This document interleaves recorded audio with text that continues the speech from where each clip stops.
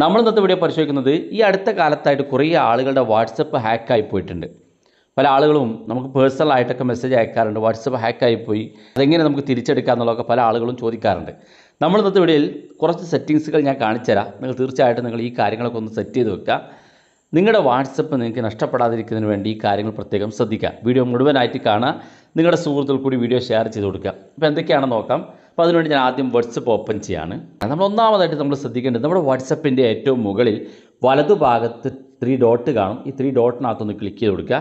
ഇവിടെ സെറ്റിങ്സ് എന്ന് കാണാൻ സാധിക്കും, അതിനകത്ത് ക്ലിക്ക് ചെയ്ത് കൊടുക്കുക. ഇവിടെ നിങ്ങൾ താഴെ ഭാഗത്തേക്ക് വരുമ്പോൾ ആദ്യം തന്നെ അക്കൗണ്ട് എന്നുള്ള ഭാഗത്താണ് നമ്മൾ ക്ലിക്ക് ചെയ്യേണ്ടത്. ഈ കുറേ സെറ്റിങ്സുകൾ കാണും. ഇതിനകത്ത് നമ്മൾ ഏറ്റവും ഇമ്പോർട്ടൻ്റ് ആയിട്ട് നമ്മൾ സെറ്റ് ചെയ്ത് വെക്കേണ്ട കുറച്ച് സെറ്റിങ്സുകളുണ്ട്. മുകളിൽ കാണുന്ന പാസ്കി എന്ന ഈ ഒരു സെറ്റിങ്സ് ഇവിടെ കാണാൻ സാധിക്കും. അപ്പോൾ നമ്മൾ ഈ പാസ്കി എന്ന ഭാഗത്ത് ക്ലിക്ക് ചെയ്യുമ്പോൾ ഇതുപോലെ കാണാൻ സാധിക്കും. ഇവിടെ താഴെ ക്രിയേറ്റ് പാസ്കി എന്നൊരു ഓപ്ഷൻ കാണാൻ സാധിക്കും.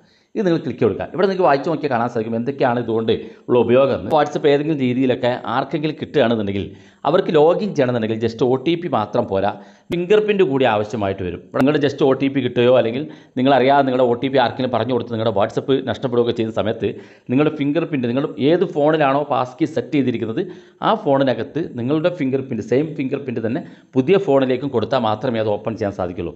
ക്രിയേറ്റ് പാസ്കി എന്നുള്ള ഭാഗത്ത് ക്ലിക്ക് ചെയ്ത് കൊടുക്കുക. അപ്പോൾ ഇതുപോലൊരു പോപ്പപ്പ് കാണാൻ സാധിക്കും. ഏത് വാട്സപ്പാണോ വാട്സപ്പ് ഉപയോഗിക്കുന്ന നമ്പർ ഏതാണോ അതുകൂടെ കാണിക്കും. നമുക്ക് താഴെ കണ്ടിന്യൂ എന്നുള്ള ഭാഗത്ത് ക്ലിക്ക് ചെയ്ത് കൊടുക്കാം.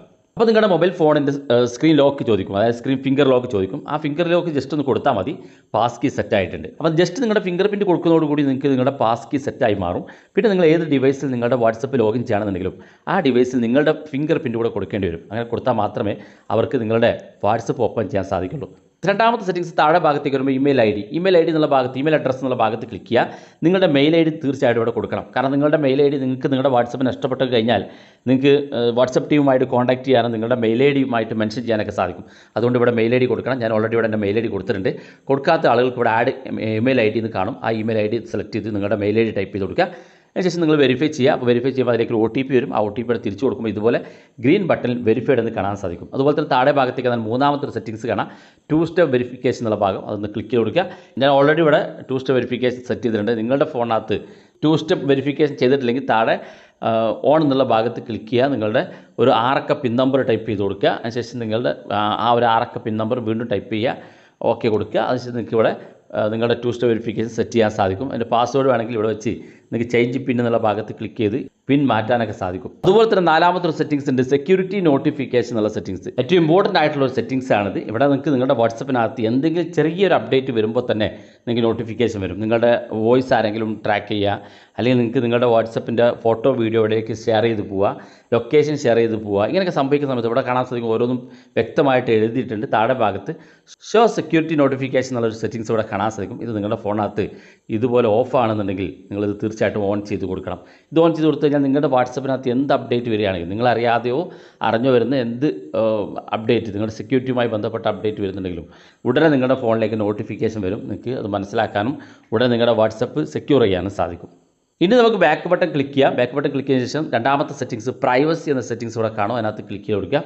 ഇവിടെ നിങ്ങൾക്ക് ഏറ്റവും താഴെ ഭാഗത്തേക്ക് വരുമ്പോൾ ഇവിടെ കാണാൻ നിങ്ങൾക്ക് അഡ്വാൻസ്ഡ് സെറ്റിങ്സ് എന്നുള്ള ഓപ്ഷൻ, അതിനകത്ത് ക്ലിക്ക് ചെയ്ത് കൊടുക്കുക. ഇവിടെ ഏറ്റവും മുകളിൽ കാണുന്ന 2 സെറ്റിങ്സ് നിങ്ങൾ നിർബന്ധമായിട്ട് ഓൺ ചെയ്ത് കൊടുക്കുക. ബ്ലോക്ക് അൺനോൺ മെസ്സേജ് എന്നുള്ളത് നമ്മൾ ഏതെങ്കിലും നമ്മളറിയാത്ത ആളുകൾ നമുക്ക് മെസ്സേജ് അയക്കുന്നുണ്ടെങ്കിൽ അത് ഓട്ടോമാറ്റിക്കായിട്ട് മെസ്സേജ് ബ്ലോക്ക് ആകാൻ വേണ്ടിയിട്ടുള്ള ഓപ്ഷനാണ്. രണ്ടാമത്തെ protect IP address in call എന്നുള്ളതാണ്. നമുക്ക് വാട്സപ്പിലൊക്കെ കോൾ ചെയ്യുന്ന സമയത്താണ് ഏറ്റവും കൂടുതൽ ഹാക്കിംഗ് ഒക്കെ നടക്കുന്നത്. കാരണം നമ്മൾ കോൾ ചെയ്യുന്നതോട് കൂടി തന്നെ നമ്മുടെ IP അഡ്രസ്സുകൾ ഷെയർ ചെയ്യപ്പെടും. ഇങ്ങനെ IP അഡ്രസ്സുകൾ ഷെയർ ചെയ്യുന്നതിലൂടെ നിങ്ങളുടെ ഡാറ്റകൾ ചോർന്നു പോവുകയും നിങ്ങളുടെ IP അഡ്രസ്സ് ഉപയോഗിച്ച് നിങ്ങളുടെ മൊബൈൽ ട്രാക്ക് ചെയ്യാനൊക്കെ സാധിക്കും. അതുകൊണ്ട് തന്നെ നിങ്ങൾ കോൾ ചെയ്യുന്ന സമയത്ത് ഇവിടെ കാണാം protect IP address in call എന്നുള്ളത്. നിങ്ങൾ കോൾ ചെയ്യുന്ന സമയത്ത് നിങ്ങളുടെ IP അഡ്രസ്സ് നിങ്ങൾക്ക് സെക്യൂർ ചെയ്യാൻ സാധിക്കുന്നതാണ്. മൂന്നാമത്തെ സെറ്റിങ്സ് നമ്മൾ ഡിസേബിൾ ലിങ്ക് പ്രിവ്യൂ എന്നുള്ള ഒരു സെറ്റിങ്സ് ഇവിടെ കാണാൻ സാധിക്കും. ഇത് നിങ്ങൾ എനേബിൾ ചെയ്ത് കൊടുക്കുക. ഏതെങ്കിലുമൊക്കെ യൂട്യൂബിലോ അല്ലെങ്കിൽ ഏതെങ്കിലും പ്ലാറ്റ്ഫോമിൽ നിന്ന് ഫേസ്ബുക്കിൽ നിന്നൊക്കെ നിങ്ങൾ എന്തെങ്കിലും ലിങ്കുകൾ അയച്ചു കൊടുക്കുകയാണെന്നുണ്ടെങ്കിൽ ആ ലിങ്കിൻ്റെ പ്രിവ്യൂ കാണിക്കില്ല, അത് ഡിസേബിൾ ആയിട്ടായിരിക്കും കാണാൻ സാധിക്കുക. അപ്പോൾ നിങ്ങൾ യൂട്യൂബിൽ നിന്നൊരു ലിങ്ക് അയച്ചു കൊടുക്കുകയാണെങ്കിൽ നിങ്ങളുടെ സുഹൃത്തുക്കൾക്ക് ആർക്കെങ്കിലും അയച്ചു കൊടുക്കുകയാണെന്നുണ്ടെങ്കിൽ അവർക്ക് ലിങ്ക് മാത്രമേ സെൻഡ് ആകുള്ളൂ. അതിനകത്ത് നിങ്ങൾക്ക് അതിൻ്റെ പ്രിവ്യൂ ആ ഒരു തമ്പനയിൽ നിങ്ങൾക്ക് കാണാൻ സാധിക്കില്ല. അപ്പോൾ അത് നിങ്ങൾക്ക് കൂടുതൽ സെക്യൂർ ചെയ്യാൻ വേണ്ടിയിട്ടാണ്. കാരണം തമ്പനിൽ നിങ്ങളെ അട്രാക്റ്റ് ചെയ്തുകൊണ്ട് നിങ്ങൾ അത് ക്ലിക്ക് ചെയ്ത് ഏതെങ്കിലും ലിങ്കിലൊക്കെ ക്ലിക്ക് ചെയ്ത് നിങ്ങളുടെ വാട്സപ്പ് ഹാക്ക് ആകാൻ സാധ്യതയുണ്ട്. അതുകൊണ്ട് വാട്സപ്പിൻ്റെ ഭാഗത്ത് നിന്നുള്ള സെക്യൂരിറ്റി സെറ്റിങ്സാണ്. ഇത് ആവശ്യമുള്ളവർ മാത്രം ഓൺ ചെയ്ത് കൊടുക്കുക. കാരണം അത് ഓൺ ചെയ്താൽ നിങ്ങൾക്ക് യൂട്യൂബിൻ്റെ ലിങ്ക് മാത്രമേ സെൻഡ് ചെയ്ത് കൊടുക്കാൻ സാധിക്കുള്ളൂ. അതിൻ്റെ തമ്പനിൽ ഉണ്ടായിരിക്കില്ല എന്നുള്ള പ്രത്യേകം ശ്രദ്ധിക്കുക. അവസാനത്തെ ഒരു സെറ്റിങ്സ് ഉണ്ട്, സ്ട്രിക്റ്റ് അക്കൗണ്ട് സെറ്റിങ്സ് എന്നുള്ളത് വളരെ പ്രധാനപ്പെട്ട ഒരു സെറ്റിങ്സാണ്.